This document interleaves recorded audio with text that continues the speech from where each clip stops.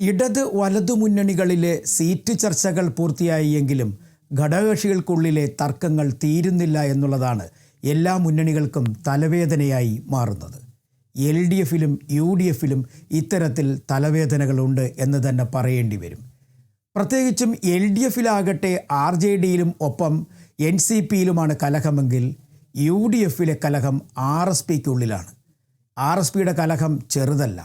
മക്കൾ രാഷ്ട്രീയത്തിൽ തുടങ്ങി വ്യക്തിപരമായ ചില ബന്ധങ്ങളിൽ വരെ എത്തിച്ചേരുകയാണ് അവർ തങ്ങളിലുള്ള തർക്കങ്ങൾ.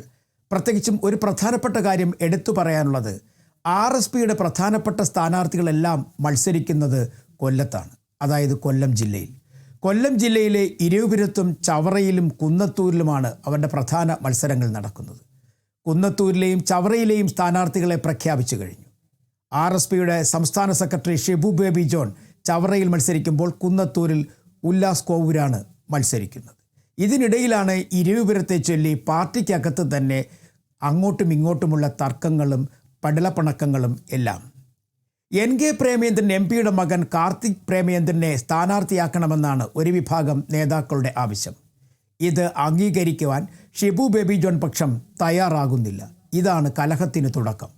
ഷിബു ബേബി ജോൺ പറയുന്നത് മണ്ഡലത്തിൽ നിന്നുള്ള ഒരാൾ മാത്രമല്ല, രാഷ്ട്രീയപരമായി പരിചയമുള്ള ഒരാളെ മത്സരിപ്പിക്കണം എന്നുള്ളതാണ്. പ്രത്യേകിച്ചും 2 പ്രാവശ്യമായി ഇരവിപുരത്ത് നിന്നും മത്സരിച്ച് വിജയിക്കുന്ന M നൗഷാദിനെ തോൽപ്പിക്കണം എന്നുണ്ടെങ്കിൽ ആ മണ്ഡലത്തിൽ തന്നെയുള്ള പരിചയസമ്പന്നരായ ഒരാൾ വേണമെന്നാണ് ഒരു വിഭാഗത്തിൻ്റെ ആവശ്യം.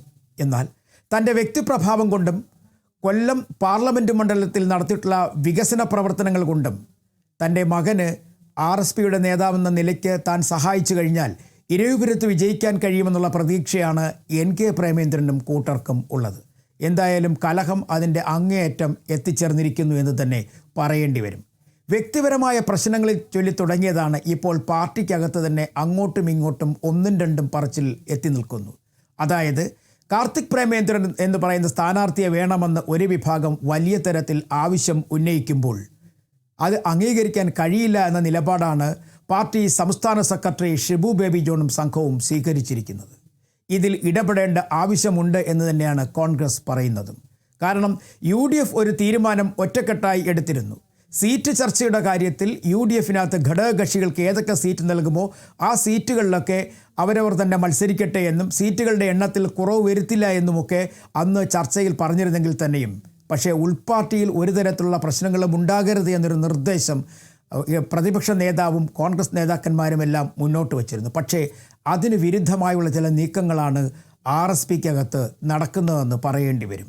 എന്തായാലും ചർച്ചകൾ പല ആവർത്തി നടന്നു. NK പ്രേമേന്ദ്രൻ അദ്ദേഹത്തിൻ്റെ ആവശ്യത്തിൽ നിന്നും പിന്മാറുന്നില്ല എന്നാണ് ഇപ്പോൾ നമുക്ക് മനസ്സിലാക്കാൻ കഴിയുന്നത്. NK പ്രേമേന്ദ്രൻ മാത്രമല്ല, അദ്ദേഹത്തെ പിന്തുണയ്ക്കുന്ന ഒരു വിഭാഗം കൂടിയുണ്ട്. അതോടുകൂടിയാണ് തർക്കം ഇത്രയധികം ശക്തി പ്രാപിച്ചിരിക്കുന്നത്. വരും ദിവസങ്ങളിൽ കോൺഗ്രസ് ഇടപെട്ട് ചർച്ച നടത്തും എന്നാണ് നമുക്ക് ലഭിക്കുന്ന വിവരങ്ങൾ. കോൺഗ്രസിനെ സംബന്ധിച്ചിടത്തോളം ഈ പ്രശ്നങ്ങൾ ഒഴിവാക്കി മുന്നോട്ട് കൊണ്ടുപോകണം എന്നുള്ളതാണ് അവരുടെ ലക്ഷ്യം. അതായത് ചവറയിലും കുന്നത്തൂരിലും വിജയം ഉറപ്പിക്കാൻ കഴിയും.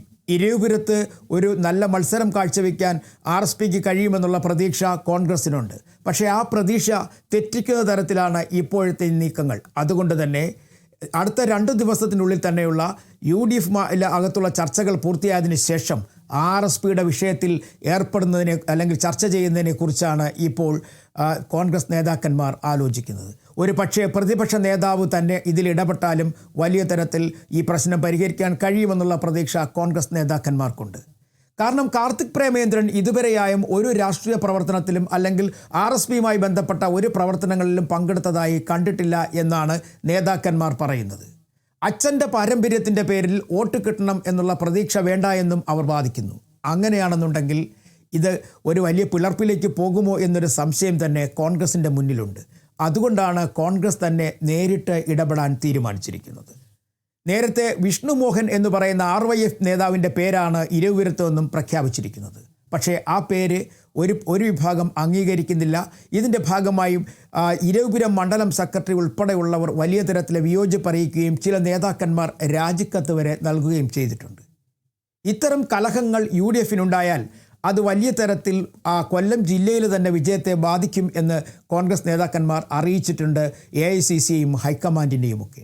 അതുകൊണ്ടാണ് കോൺഗ്രസ് ഇടപെടാൻ ശ്രമിക്കുന്നത്. LDFിലും കാര്യങ്ങൾ ഇങ്ങനെയൊക്കെ തന്നെയാണ്.